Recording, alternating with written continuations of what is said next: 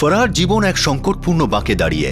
তার মাত্র 14 বছর বয়স, কিন্তু তার মা আর মামা জোর জবরদস্তি তাকে বিয়ে দিতে চাইছে। সুহাসিনী দাস, একটা এডুকেশনাল গ্রুপের ভলেন্টিয়ার, হয়তো ফরহাকে এই সমস্যা থেকে বাঁচাতে পারে। আজ আমরা আপনাদের দেখাচ্ছি এই কেসের দ্বিতীয় তথা শেষ ভাগ। ক্রাইম পেট্রোল 10 থেকে আপনাদের সবাইকে স্বাগত।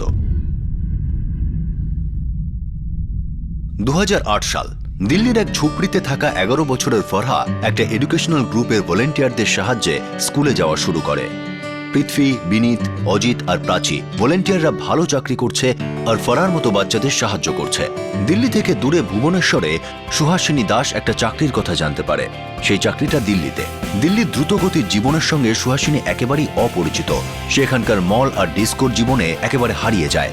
কিন্তু কিছুদিনের মধ্যেই সে এসব কিছুতে বোর হয়ে যায় আর তার জীবনে অর্থপূর্ণ কিছু করার জন্য উতলা হয়ে ওঠে। তার কলিগ বিনীত তার বন্ধুদের সঙ্গে সুহাসিনীর দেখা করায়, যারা বস্তিতে বসবাসকারী বাচ্চাদের নিয়ে কাজ করছে। এই কাজ সুহাসিনীর পছন্দ হয়ে যায় আর সে ভলেন্টিয়ার হয়ে যায় এবং সে বাচ্চাদের খুব কাছাকাছি চলে আসে। ভলেন্টিয়ার হওয়ার পাশাপাশি সে এই সংগঠনের সঙ্গে যুক্ত আরও অনেকগুলি দায়িত্ব পালন করতে থাকে। পৃথ্বী যখন চণ্ডীগড়ে বদলি হয়ে যায় তখন সুহাসিনীকে সুপারভাইজার বানিয়ে দেওয়া হয় আর তখন তার দায়িত্বও বেড়ে যায়। এরই মধ্যে সুহাসিনীর ফরহার সঙ্গে গভীর সম্পর্ক গড়ে ওঠে। সে ফরহার বাড়িতে যায় আর তার মা বাবাকে ফরহাকে পড়ানোর জন্য ধন্যবাদ জানায়। ফরহা তার ভাই মাজিদকেও পড়াবার ব্যবস্থা করিয়ে নেয়। সুহাসিনীর ফরহার দিদি নাজিয়াকে দেখে খুবই কষ্ট হয়। নাজিয়ার মাত্র 16 বছর বয়স, কিন্তু 2 বছর আগেই নাজিয়ার বিয়ে হয়ে গিয়েছিল আর সে এখন 2 বছরের একটি বাচ্চার মা। ফরহা নিজের স্বপ্ন সফলের পথে এগিয়ে যায়, কিন্তু 2012 সালেই তার মা তাকে বলে যে তার মামাতো দাদা নাসেরের সঙ্গে তার বিয়ে ঠিক হয়ে গিয়েছে। ফরহা এই কথাটা সুহাসিনীকে জানায়। সে এও বলে যে তার মায়ের সঙ্গে নাসেরের অবৈধ সম্পর্ক রয়েছে। সুহাসিনী ফরহার মা বাবা সোহেল আর ফৌজিয়ার সঙ্গে কথা বলে আর এত তাড়াতাড়ি ফরহার বিয়ে দিয়ে তার জীবন নষ্ট না করার জন্য অনুরোধ জানায়। কিন্তু 1 সপ্তাহের মধ্যেই ফরহা আর তার পরিবার দিল্লি ছেড়ে চলে যায়। সুহাসিনী খুব আঘাত পায়। ফরহার প্রতিবেশী জানায় যে তারা ফৌজিয়ার বাপের বাড়ি গয়ায় চলে গেছে, যেটা বিহারে। ফৌজিয়া তার ভাই শেখ উদ্দিনের নাম্বার দিয়ে গেছে, যে কিনা একজন কুখ্যাত অপরাধী। সুহাসিনী তার টিমকে বিষয়টি জানায়। পৃথ্বী শেখ উদ্দিনকে ফোন করে। ফরহা পৃথ্বীকে জানায় যে সে বাকি লেখাপড়া গয়াতেই করবে। সে জানায় যে তার বাবা নতুন চাকরি পেয়েছে, কিন্তু সুহাসিনী এই কথাটা বিশ্বাস করতে পারে না। 2 দিন পরই তার ভয় সত্যি প্রমাণিত হয়, যখন এক রাতে ফরহা তাকে কাঁদতে কাঁদতে ফোন করে জানায় যে তাকে জবরদস্তি নাসেরের সঙ্গে বিয়ে দেওয়া হচ্ছে। পৃথ্বী এই বিষয়টা জানতে পেরে উদ্বিগ্ন হয়ে পড়ে। সে সুহাসিনীকে জানায় যে এরকমই একটা ঘটনার সামনে তাদের পড়তে হয়েছিল 2008 সালের ডিসেম্বরে। 14 বছরের পূজাকে তার বাড়ির লোক জোর জবরদস্তি বিয়ে দেওয়ার জন্য গ্রামে নিয়ে গিয়েছিল। পূজা ফোন করে পৃথ্বীর সাহায্য চেয়েছিল, কিন্তু পৃথ্বীরা তখন সদ্য কাজ শুরু করেছিল, তাই তাদের জানা ছিল না কি করে পূজাকে সাহায্য করা যায়। পূজার বিয়ে দিয়ে দেওয়া হয় আর 1 সপ্তাহ পরই পূজা আত্মহত্যা করে। সুহাসিনী এই কথাটা শুনে ঘাবড়ে যায় আর সে প্রতিজ্ঞা করে যে ফরহার সঙ্গে এমন কিছু হতে দেবে না। পৃথ্বী সংগঠনের পুরনো সদস্য সঞ্জীব মেহরার সঙ্গে পাটনায় যোগাযোগ করে। সঞ্জীব মেহরা ওখানকার এসডিএম এর সঙ্গে দেখা করে। তিনি আশ্বাস দেন যে ফরহার মামা শেখউদ্দিনকে পুলিশ রেকর্ডের সাহায্যে খুঁজে বের করবেন। সুহাসিনী দিল্লি চাইল্ড কেয়ার কমিটির কাছেও সাহায্যের জন্য যায়। তারা তাকে জানায় যে বিহারের কার্যালয়ের সঙ্গেও তারা কথা বলবেন। কিন্তু 25শে সেপ্টেম্বর রাতে আসা ফরহার একটা কল সুহাসিনীর সব আশা ভেঙে দেয়। ফরহা কাঁদতে কাঁদতে জানায় যে তার মামা কালী নাসেরের সঙ্গে তার বিয়ের বন্দোবস্ত করে ফেলেছে। ফরহা সুহাসিনীর কাছে সাহায্য চায় আর বলে যে যাই হয়ে যাক না কেন সে এই বিয়ে করবে না। এবার তারপর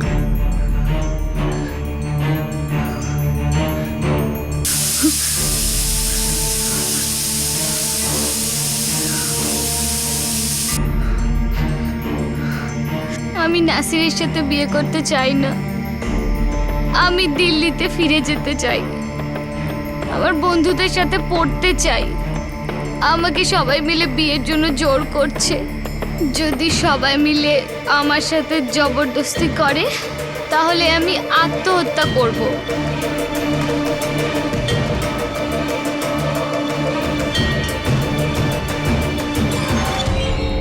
সময় খুব দ্রুত কেটে যাচ্ছিল। ফরহার জীবন নষ্ট হয়ে যাওয়ার আগেই সুহাসিনীকে ওকে বাঁচাতে হতো।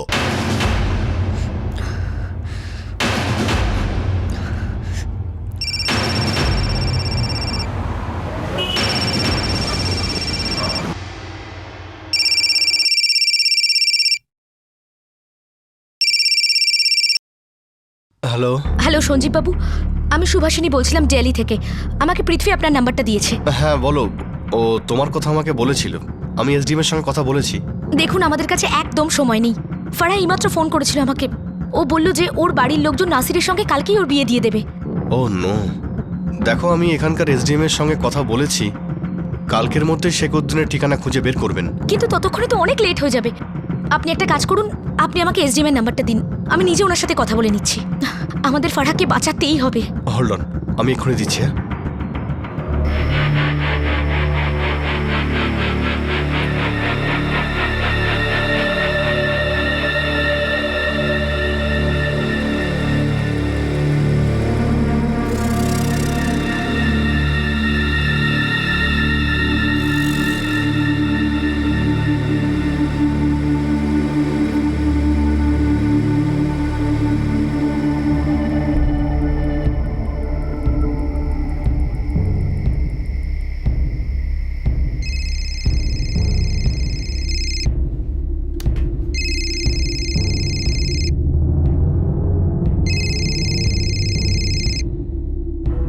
Hello. Hello Anirudh sir. Sir আমি সুভাষিনী দাস বলছিলাম দিল্লি থেকে। আমাকে আপনার নাম্বারটা মিস্টার সঞ্জীব মেহরা দিয়েছেন। এটা কোনো ফোন করার সময়? আমি তো সঞ্জীবকে বলেছি কালকে আমি সব বলে দেবো ওকে। কিন্তু স্যার ওই যে মেয়েটা ফারহা, যার কথা সঞ্জীববাবু আপনাকে বলেছিলেন, কাল সকালেই ওর মা আর মামা জোর করে ওর বিয়ে দিয়ে দিতে চাইছে। আমাদের কিছু একটা করতেই হবে স্যার। এখন এত রাতে আমি কিছু করতে পারবো না। স্যার প্লিজ স্যার, এটা একটা 14 বছরের মেয়ের জীবনের ব্যাপার স্যার। ও খুব ব্রাইট স্টুডেন্ট, ও ভবিষ্যতে অনেক বড় হবে স্যার। আমাদের ওর জন্য কিছু না কিছু একটা তো করতেই হবে স্যার। স্যার এই মুহূর্তে আমি ওর শেষ ভরসা, আর আপনি আমার শেষ ভরসা। Please sir. সেই রাতে আমার মাথায় শুধু একটাই চিন্তা ছিল, ফারহাকে বাঁচাতে হবে। ওর স্বপ্ন, ওর আশা সব কিছু বাঁচাতে হবে। ওর এই বিশ্বাসটাকে বাঁচাতে হবে যে পরিশ্রম করলে সব কিছু পাওয়া যায়। ও আমার উপর ভরসা করেছিল, ওর এই বিশ্বাসটা আমি কিছুতেই ভাঙতে চাইনি। সেই রাতে যেন ওর আর আমার আশা একসাথে মিলেমিশে গেছিল।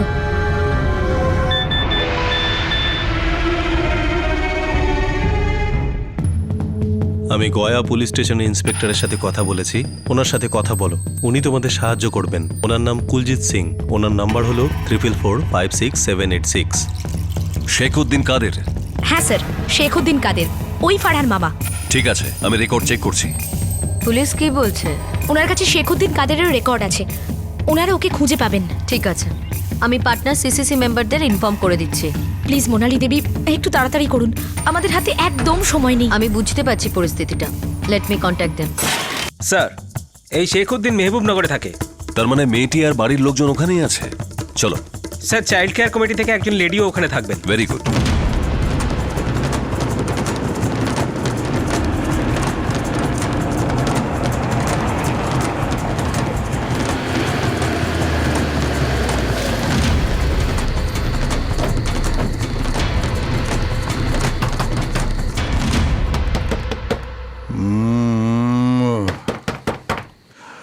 কে এলো?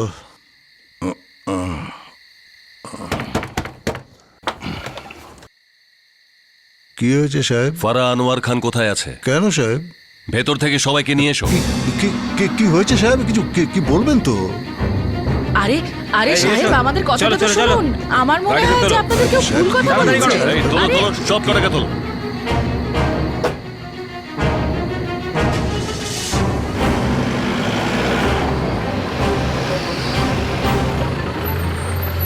দেখুন সাহেব, এটা আমাদের বাড়ির ব্যাপার, এর মধ্যে বাইরের লোক কেন নাক গলাচ্ছে? ফারা, তোমার বয়স কত? ওর বয়স 18।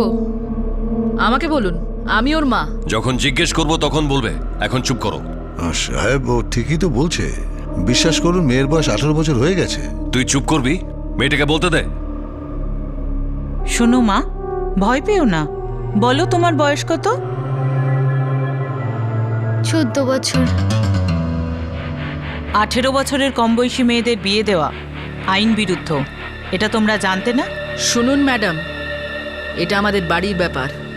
কি করব আর করব না সেটা আমাদের ব্যাপার। আপনি কেন অকারণের মধ্যে পড়ছেন? তুমি মেয়েটার বাবা, তাই না? হ্যাঁ স্যার। 14 বছর বয়সের ছোট্ট একটা মেয়ের বিয়ের কথা ভাবলে কি করে তুমি? স্যার, আমি কিছু করিনি, এ তো ওর মা আর মামা জোর করে ওর বিয়ে দিতে চাইছে। কিরে, তোর বয়স কত? 27 বছর স্যার। আর তোমরা দুজন আমাকে এক্ষুনি তোমাদের লিখে দিতে হবে যে ওর 18 বছর পূর্ণ হওয়ার আগে ওকে বিয়ের জন্য তোমরা কেউ জোর করবে না, না হলে সবাইকে আমি লকআপে ঢুকিয়ে দেব।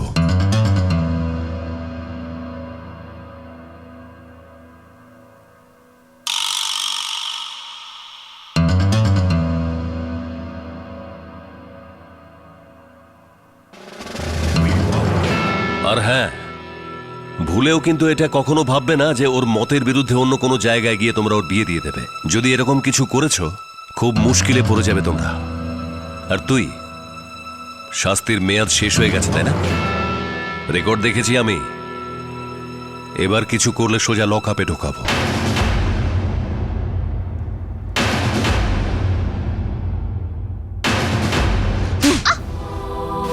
মেরে গাল ফাটিয়ে দেব। তুই কি ভেবেছিস তোর ওই দিদি তোর জীবন শুধরে দেবে? হ্যাঁ, অন্তত তোমার মতন আমার জীবনটাকে তো নষ্ট করে দিচ্ছে না। আমার সঙ্গে মুখ নাড়াচ্ছিস? হ্যাঁ, মুখ নাড়াচ্ছিস?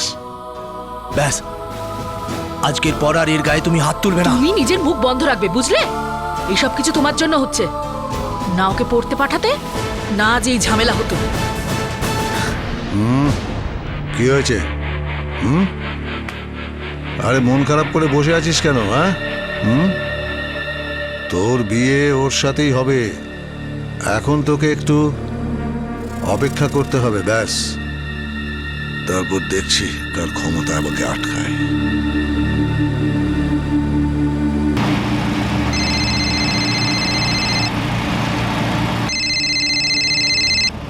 হ্যালো মোনালি দেবী, কিছু জানতে পারলেন আপনি? হ্যাঁ, জানা গেছে। পুলিশ কাল রাতেই সবাইকে ধরে নিয়েছে, আর পরিবারের সবার থেকে লিখিয়ে নিয়েছে যে ফারার 18 বছর না হওয়া অবধি ওর যেন বিয়ে না দেয়। That's great news Monali Devi, thank you so much. Not at all, keep up the good work. Okay, bye. এই মুহূর্তে সমস্যার সমাধান হয়েছিল। ফরহার উপরে আসা ঝড় থেমে গিয়েছিল, কিন্তু এখনো সুহাসিনীর ফরহার জীবন আর তার পড়াশোনা নিয়ে চিন্তা ছিল। সুহাসিনী দিল্লিতে ছিল আর ফরহা বিহারে। আপাতত সমস্যা মিটে গিয়েছিল, কিন্তু সব সমস্যা কি মিটেছিল? হ্যাঁ স্যার, আমি তাড়াতাড়ি এখানে একটা স্কুলে ভর্তি হব। এখন আর তোমার কোনো সমস্যা নেই তো? না স্যার, আব্বাও এখানে একটা চাকরি পেয়ে গেছে। এখন আমরা এখানেই থাকবো। ঠিক আছে, ফোন করো আমাদের, আর আমরাও তোমাকে ফোন করব।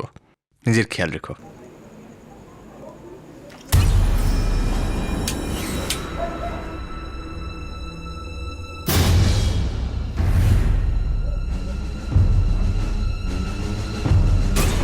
আমাদের ফারার ওপর এখান থেকেই নজর রাখতে হবে। আই উইশ আমি যদি নিচে ওখানে গিয়ে ওকে দেখতে পারতাম। না না, তোমার এটা করা ঠিক হবে না। এমনিতেই যা কিছু হয়েছে তার জন্য ওরা নিশ্চয়ই রেগে আছে। ওরা তো সব থেকে বেশি তোমার উপরে রেগে আছে। You right. আমি এই ব্যাপারটাকে মেনে নিয়েছিলাম। সেটা হলো, হয়তো ভাগ্য এটাই চাইছিল, কিন্তু তা সত্ত্বেও আমার মনে একটা ভয় ছিল। কি জানি ফারাহ ওখানে আদৌ ঠিক আছে কিনা। আমি তো এটাও বুঝতে পারছিলাম না যে এর থেকে বেশি আমি আর কি করতে পারি। আমি আমার কাজ নিয়ে বিজি হয়ে পড়ি, কিন্তু তা সত্ত্বেও প্রতিদিনের জীবনে কোথাও না কোথাও ফারহার কথা আমার মনে পড়তো। আমি ওর জন্য চিন্তা করতাম। আমি চাইতাম যে ও নিজের জীবন নিয়ে যে যে স্বপ্ন দেখেছে সেগুলো সব সত্যি হোক। আর তারপর জীবনের এই ক্যালাইডোস্কোপ একদম অন্য একটা বাঁক নিল।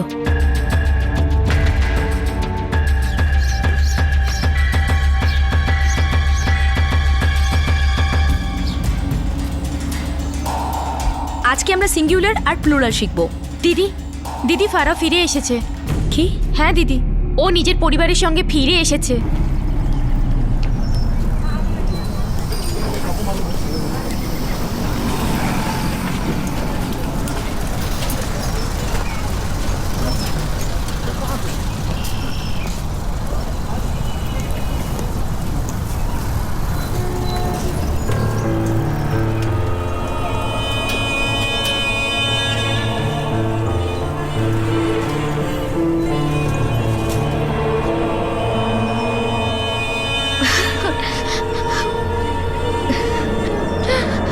কেমন আছো তুমি ফারাহ? আমি ঠিক আছি দিদি। তোমাকে দেখে খুব ভালো লাগছে। দিদি আমি তোমার জন্য এখানে আসতে পেরেছি, থ্যাংক ইউ। আমায় ফোনে সত্যি কথাও বলতে দিত না, আর আমার মামা, ও তো আমার গলায় ছুরি রেখে সামনে দাঁড়িয়ে থাকতো।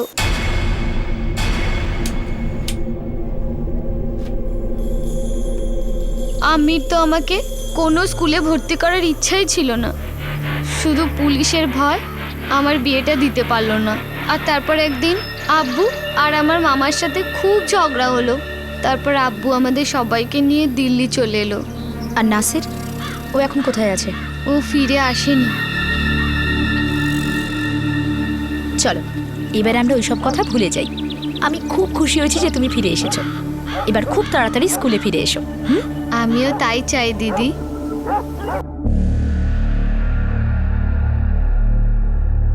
দেখুন, আমি জানি যে এই মুহূর্তে আপনি আমার ওপর রেগে আছেন, কিন্তু আমি জানি যে একদিন না একদিন আপনি বুঝবেন আমি যেটা করেছি সেটা একদম ঠিক।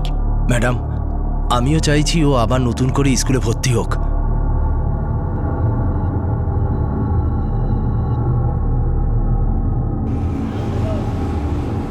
ও খুব ভালো স্টুডেন্ট, তাই জন্য আমি ওকে ভর্তি করে নিচ্ছি।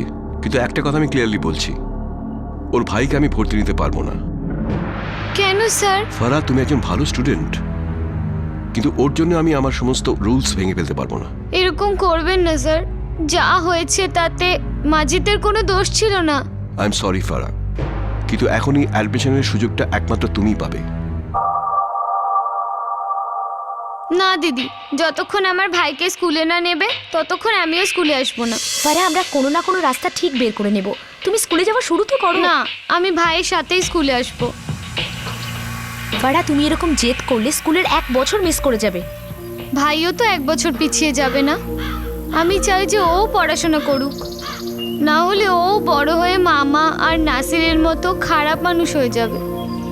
তাই যতক্ষণ না ভাই স্কুলে যাবে আমিও স্কুল যাব না।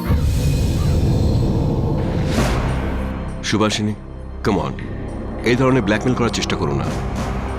এটা একটা সাপোর্ট বেস স্কুল। আমরা এক্স সার্ভিসম্যানরা অনেক ডেডিকেশন আর পরিশ্রমের মাধ্যমে এটাকে দাঁড় করিয়েছি। আপনারা তো ভালো কাজ করছেন, তাই আমরা সবাই আপনাদের সাপোর্ট করছি। স্যার, আপনি খুব ভালো করে জানেন যে ফারহা খুব ব্রাইট স্টুডেন্ট।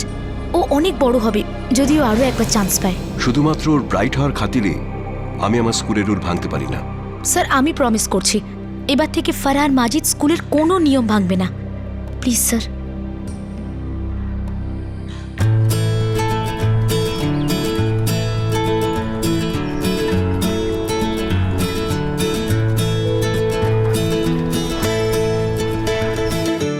যাক, এখন মনে হচ্ছে ওর জীবনে আর কোনো সমস্যা নেই। আর আই হোপ যে ওর পড়াশোনায় আর কোনো বাধা আসবে না। কিন্তু ফারহাকে নিয়ে আমার সবসময় চিন্তা থাকবে। নাসির যে কোনো দিন ফিরে আসতে পারে। যতদিন না পর্যন্ত ফারহার 18 বছর বয়স হচ্ছে, ওর তো আমাদের সাহায্যের দরকার। এখন এটাই ভালো যে ও এখানেই আছে, আমাদের চোখের সামনে। হ্যাঁ, কিন্তু ওর বাড়ির লোকজনের উপর নজর রাখতে হবে। আমার ভয়টা অকারণ ছিল না, কারণ আমি জানতাম যে ফারহার মা খুব রেগে আছেন, কারণ যেটা উনি চেয়েছিলেন সেরকম কিছুই হয়নি। ফারহা নিয়মিতই স্কুলে যাচ্ছিল, আর ওর মার রাগ ক্রমশ বেড়েই চলেছিল। মা বাবার মধ্যে রোজ রোজ ঝগড়া অশান্তি দেখতে দেখতে ফারহা ক্লান্ত হয়ে পড়েছিল। ওর মা কারণে অকারণে ওর গায়ে হাত তুলত। প্রতিদিন কোনো না কোনো অজুহাতে ওর মা নিজের রাগটা ওর ওপর মেটাত। বাবা, আমি সবসময় এটাই ভাবি যে আমি এবার ওই মেয়েটার জন্য কি করব। মা, তুই এমনিতেই অনেক কাজ করছিস, আর কত করবি? দেখ মা, কারো পারিবারিক বিষয়ে এইভাবে কোনো সমস্যায় না জড়িয়ে পড়িস। আমি জানি বাবা, কিন্তু আমি যে ওই মেয়েটাকে খুব ভালোবাসি। তো ওর মায়ের সঙ্গে কথা বলে দেখ না, যদি উনি বুঝতে পারেন তো ঠিক আছে। আমি জানি তুই এর আগেও কথা বলেছিস। দেখ মা, কথা বলা ছাড়া তোর তো আর কিছু করার নেই। হ্যাঁ বাবা। এটা ভালো হবে যদি মেয়ে এই কথাটা মাথায় রাখে যে অন্যের জীবনে বেশি দখল দেওয়াটা ঠিক কথা নয়। ও জানে ও কি করছে, যা করছে ঠিক করছে। তুমি একদম চিন্তা করো না।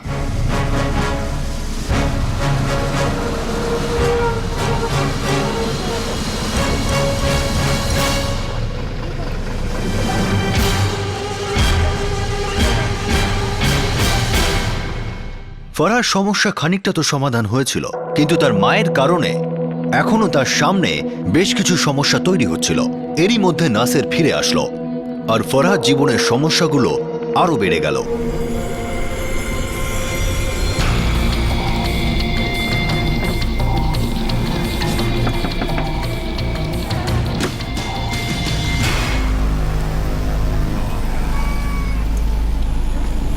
মাজিদ, এই মাজিদ। হ্যাঁ আমি। এখানে আয়। হ্যাঁ আমি। এক প্যাকেট দুধ নিয়ে আয়। আরে তাড়াতাড়ি যা।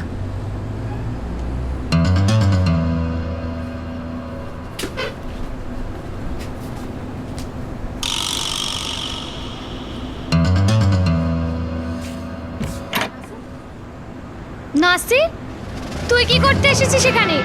সেটাই, যেটা যদি আগে করে নিতাম তাহলে সব নাটক হতো না। ছেড়ে দে আমায়। বিয়ে করবি না আমাকে?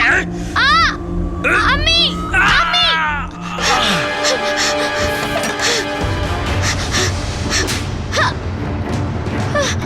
আমি আমি নাসির আমার সাথে জবরদস্তি করছিল। তো কদিন বাদে ওর সাথে তোর বিয়ে হবে? না, আমি ওর সাথে বিয়ে করব না। আচ্ছা শোন, ও আজ করুক কাল করুক তাতে কিচ্ছু আসে যায় না, বুঝেছিস? ওর সঙ্গে তোর বিয়ে হবেই, বুঝলি? কখনো না। এই ফেরা, শোন, তোকে একবার পুলিশ বাঁচিয়ে নিয়েছে, তার মানে এই নয় যে তুই যা চাইবি তাই হবে, বুঝেছিস? চুপচাপ ওর সঙ্গে বিয়ে করে নে, না হলে তোর কপালে অশেষ দুঃখ লেখা রয়েছে, শুনে রাখ। তোর অবস্থা খারাপ করে ছাড়বো। কখনো না।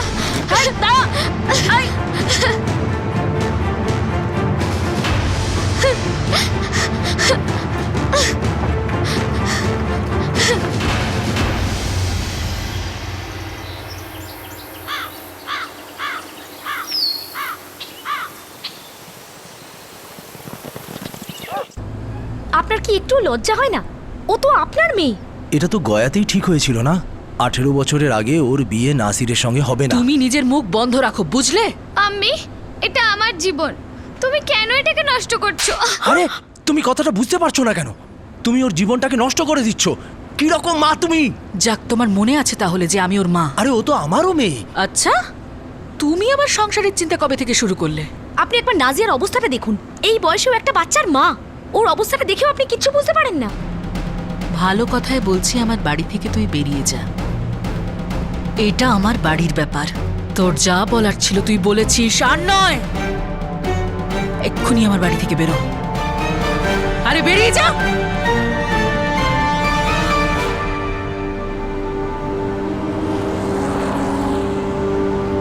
যদি আমি কোনোভাবে আমি ফারহাকে ওখান থেকে বের করে আনতে পারতাম, এমন একটা মায়ের কাছ থেকে মুক্তি দিতে পারতাম যিনি কিনা নিজের মেয়ের ভালো হতে দিতে চান না। আমি সব জায়গা থেকে, সব মানুষের কাছ থেকে সাহায্য চাইছিলাম, কিন্তু একটা জায়গার পর থেকে কেউ আর কিচ্ছু করতে পারছিল না। শোনো, আমরা আবার গিয়ে ফারার মার সাথে কথা বলবো। আমাদের যতটুকু সম্ভব আমরা চেষ্টা করব। আমরা যেটা করছি সেটা যথেষ্ট নয়। ফারহা অনেক বড় একটা বিপদের মধ্যে আছে। একে তোর মা খারাপ, তারপর নাসিরও খুব বাজে একটা মানুষ, আর ফারহার মামা শেখউদ্দিন ও একজন বড় ক্রিমিনাল। ঠিক আছে, আমি ওদের পরিবারের সাথে গিয়ে কথা বলছি। দেখুন, গয়াতে আপনাদের একবার পুলিশ স্টেশনে যেতে হয়েছিল, আর আপনারা জানেন যে আপনারা একবার লিখে দিয়েছেন যে আপনার মেয়ের 18 বছর বয়স হওয়া না অবধি আপনারা ওর বিয়ে দেবেন না। ম্যাডাম, আমিও এই কথাটা ওকে বোঝানোর অনেক চেষ্টা করেছি। দেখুন, আপনি যদি এইভাবে জেদ করতে থাকেন তাহলে আপনাকে অনেক সমস্যার মধ্যে পড়তে হবে। আপনার ওপর ক্রিমিনাল কেস করা হবে। আমার বিশ্বাস হচ্ছে না যে আম্মি আমার সাথে এরকম করতে পারে। নাসির আমার সাথে জবরদস্তি করছিল, আর আম্মি ওরই সাথ দিচ্ছিল। প্রত্যেকবার কিছু না কিছু করে আমি নিজেকে বাঁচিয়ে নিই। আমি যদি পারতাম তো তোমাকে আমার সাথে আমার বাড়ি নিয়ে যেতাম, কিন্তু এরকমটা করলে তুমি আরো সমস্যায় পড়বে। তাহলে আমি কি করব দিদি? সুহাসিনী, আমি বুঝতে পারছি তুমি টেনশনে আছো, কিন্তু এখন আমিও তো বুঝতে পারছি না যে আমি ঠিক কি করব। পৃথ্বী, ফারার অবস্থা খুব খারাপ। ওই লোকটা যে কোনো সময় ওর উপর জোর করতে পারে, আর ওর মা, সে ওই নাসিরকেই সাপোর্ট করবে। ও ভয়ে ভয়ে বেঁচে আছে পৃথ্বী।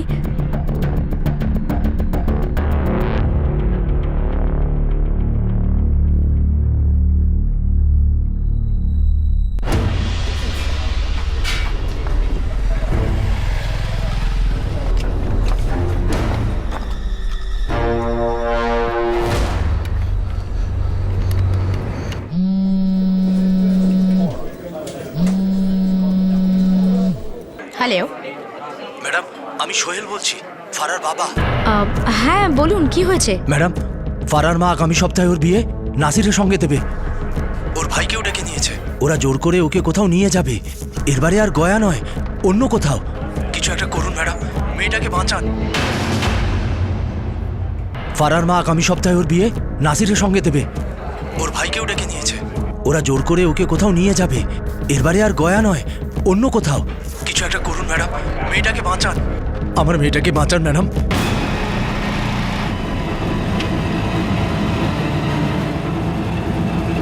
গত 6 মাস ধরে আমরা ওর বাবা মার সাথে কথা বলে যাচ্ছি। যখনই তুমি ইনফরমেশন দিয়েছো আমরা গিয়ে কথা বলে এসেছি। এখন আর কথা বলে কোনো লাভ হবে না মোনালি দেবী, ওর জীবনটা নষ্ট হয়ে যাবে। এটাই তো আমিও তোমাকে বলছি, জলটা অনেক দূর গড়িয়ে গেছে। তো আমি কি করব মোনালি দেবী? ফারাকে কি করে বাঁচাবো? She is just a child. যতক্ষণ না ওরা পুলিশ কমপ্লেন করছে ততক্ষণ আমরা এইটা নিজেদের হাতে নিতে পারবো না আইনতভাবে। এফআইআর ছাড়া আমরা ওদের গিয়ে বোঝাতে পারি, সাবধান করতে পারি, এত বোঝানো সত্ত্বেও যেটা কাজ করছে না। আচ্ছা, ফারার বাবা তোমার কাছে সাহায্য চাইছিলেন না? ওনাকে গিয়ে বলো ফারাকে নিয়ে পুলিশ স্টেশনে যেন যায়, আর ফজিয়া নাসিরের বিরুদ্ধে পুলিশ কমপ্লেন করতে। তারপরেই আমরা কোনো অ্যাকশন নিতে পারবো।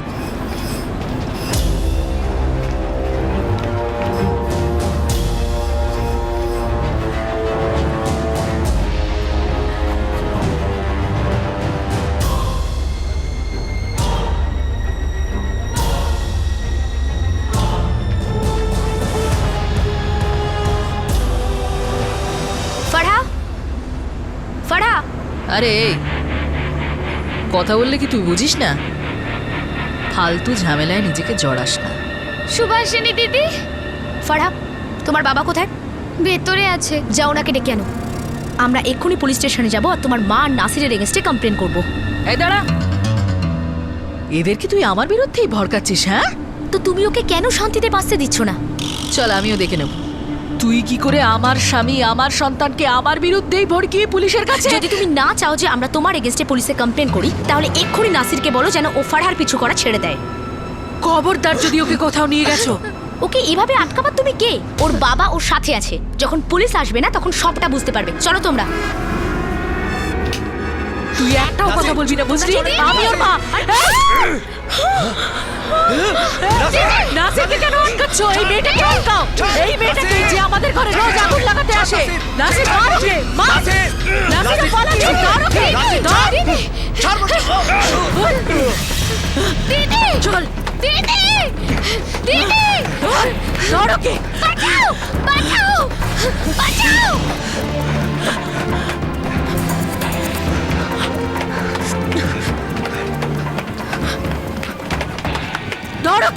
আমি ওখান থেকে প্রাণ বাঁচিয়ে বেরোবার চেষ্টা করছিলাম। আমি এই বস্তির অলি গলি চিনতাম। আমি শুধু ওখান থেকে বেরোতে চেষ্টা করছিলাম। অজিত স্যার, দিদির খুব চোট লেগেছে, তুমি তাড়াতাড়ি চলে এসো, না হলে ওরা দিদিকে মেরে ফেলবে। ওরা ছুরি নিয়ে পিছনে পড়েছে। দাঁড়া দাঁড়া।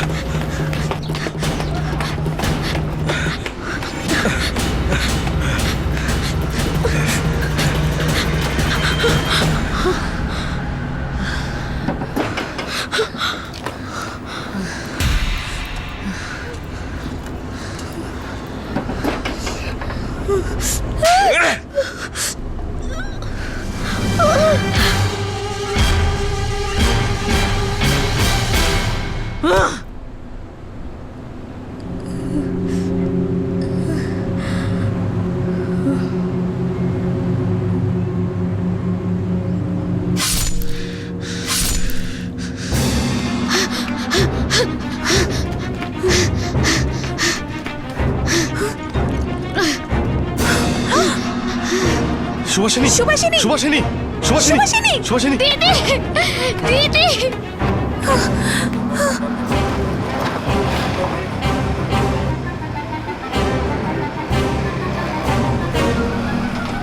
কি? আমি এক্ষুনি দিল্লি আসছি। কি হয়েছে বলবে তো? মেয়ের কিছু হয়েছে নাকি? মেয়ে গুরুতরভাবে আহত। ওর উপরে কেউ হামলা করেছে। দিল্লির একটা হসপিটালে ভর্তি আছে।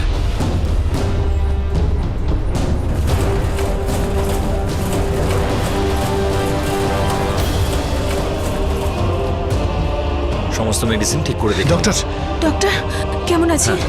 ওর মুখে 15টা স্টিচ হয়েছে আর হাতে 12টা। এখন ওর অবস্থা কিরকম আছে? কন্ডিশন খুব একটা ভালো না। এখন ওর অবস্থা কিরকম আছে? কন্ডিশন খুব একটা ভালো নয়। হ্যাঁ, কিন্তু ও ঠিক হয়ে যাবে, একটু সময় লাগবে। কিন্তু ডক্টর আমরা কি ওর সাথে দেখা করতে পারি? কাল সন্ধেবেলায় আমরা ওকে ওয়ার্ডে শিফট করব। ততক্ষণ আমরা ওকে স্পেশাল কেয়ারে রাখছি, তারপরে আপনারা দেখা করতে পারেন। ওকে। ও এখন হসপিটালে ভর্তি স্যার, অনেক জায়গায় স্টিচ করতে হয়েছে। স্যার, আমার বউ ওর পিছন পিছন গেছিল আর এখনো বাড়িতে ঢোকেনি। মেয়েটার কমপ্লেন লেখো, ততক্ষণে আমরা নাসির আর ফৌজির খোঁজ খবর নিচ্ছি। দেখুন, আপনি এবার এফআইআর দায়ের করে দিন। ওরা খুব বাড়াবাড়ি শুরু করেছে, খুন খারাপিতে নেমে এসেছে।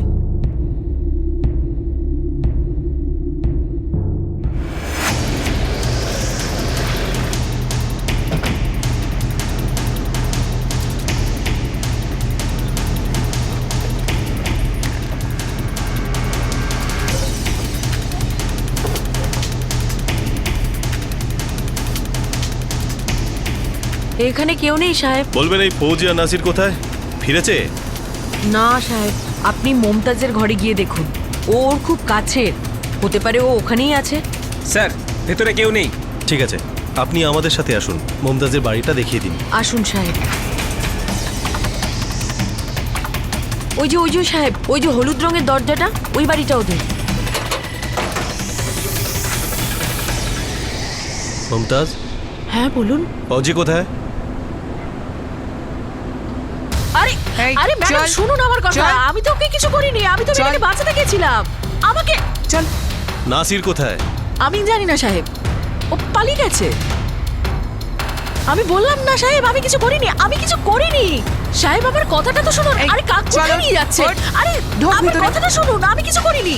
আরে সাহেব আমার কথা শুনুন।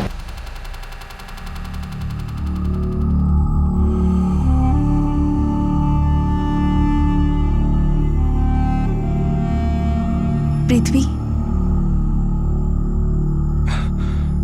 সুহাসিনী, এখন কেমন লাগছে তোমার? মাথাটা এখনো ভারী হয়ে আছে। সুভাষিনী, দুপুরের মধ্যে তোমার বাবা মাও এসে পড়বে। ফারাহ কেমন আছে? ও ঠিক আছে তো? হ্যাঁ, ফাইনালি চিলড্রেন্স কেয়ার কমিটি ওর কাস্টাডি নিয়েছে। আর ওর বাবা? উনিও ঠিক আছেন। ফারহার মা এখন পুলিশের হেফাজতে, তবে নাসির ফেরার, পুলিশ ওকে খুঁজছে। এই ঘটনাটা আমাকে পুরো ভেঙে দিয়েছিল, কিন্তু আমি ফারহার জন্য খুব খুশি ছিলাম।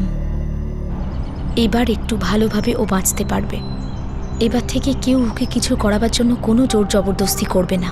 এবার ও যেটা করতে চায় সেটাই করতে পারবে।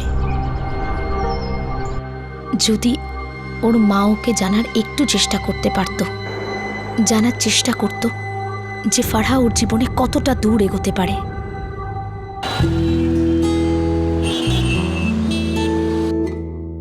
আমি ভুবনেশ্বরে ফিরে এসেছি, আস্তে আস্তে সুস্থ হয়ে উঠছি।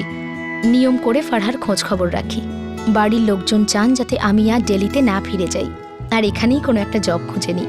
কিন্তু আমি ওদের বোঝাতে পারি না যে আমার মন এখনো দিল্লিতেই রয়েছে। ফারহাকে অজিত, বিনীত, পৃথ্বী আর প্রাচী স্পেশাল ক্লাস দিচ্ছে। পরিস্থিতি সামলে যাওয়ার পর ও আবার ওর স্কুলে জয়েন করতে পারবে। আমি 4 বছর আগে যখন ভুবনেশ্বর ছেড়েছিলাম, আমি ভাবতেও পারিনি যে কারোর সঙ্গে আমার এতটা গভীর সম্পর্ক হয়ে যাবে। কেউ যে কিনা এত দূরে, যাকে আমি চিনতামও না।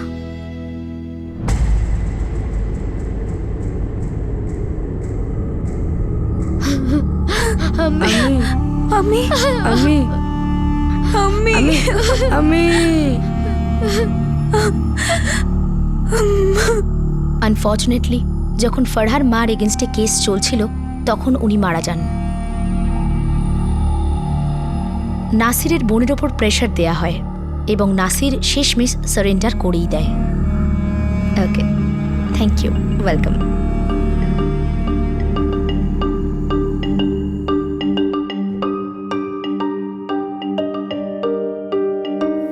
হ্যাঁ দিদি, আমিও এখন তোমার সাথে যেতে চাই।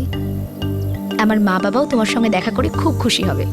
ভুবনেশ্বরে অনেক ভালো ভালো স্কুলও রয়েছে, তোমার ভালো লাগবে।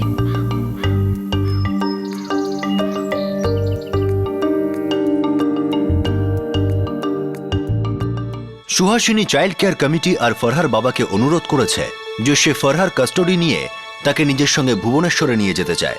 সবাই রাজি হয়ে গেছে। এখন শুধু কিছু আইনি ব্যবস্থা বাকি রয়েছে যার সাহায্যে ফরহার কাস্টডি সে পেয়ে যাবে। আর সম্পূর্ণভাবে সুস্থ হয়ে যাওয়ার পর সুহাসিনী ফরহাকে নিজের সঙ্গে নিয়ে যেতে পারবে। এটা বোঝা খুবই মুশকিল যে একজন মা কেন তার নাবালিকা মেয়েকে বিয়ে দেওয়ার জন্য এত ব্যস্ত হয়ে পড়েছিল। একটি এমন মেয়ে যে লেখাপড়ায় ভালো ছিল আর গরিব পরিবারের হওয়া সত্ত্বেও নিজে কিছু করে দেখানোর মনের জোর ছিল, আর তাকে সাহায্য করছিল কিছু ভলেন্টিয়ার্স, আপনার আর আমাদের মতো মানুষ, যাদের এই মেয়েটিকে সাহায্য করে আর তার পাশে দাঁড়িয়ে তাকে এক সুন্দর জীবন দেওয়া ছাড়া তাদের আর কিছু পাওয়ার নেই। বাল্য বিবাহ আজও আমাদের দেশে এক কলঙ্ক, যদিও একে বেআইনি ঘোষণা করা হয়েছে। এর মূল কারণ হলো যে আমাদের সমাজের একটা বড় অংশ শিক্ষা আর অর্থনৈতিকভাবে আজও পিছিয়ে। পৃথ্বী, সুহাসিনী আর তার বন্ধুদের দ্বারা পরিচালিত এই শিক্ষা অভিযান এই মুহূর্তে 70 জন বাচ্চাকে সংগঠিতভাবে শিক্ষার আলো দিচ্ছে, আরো 50 জন বাচ্চাকে শিক্ষায় সহায়তা করছে। আপনাদের সাথে আবার দেখা হবে ক্রাইম পেট্রোল 10 থেকে আরো একটা নতুন এপিসোড নিয়ে।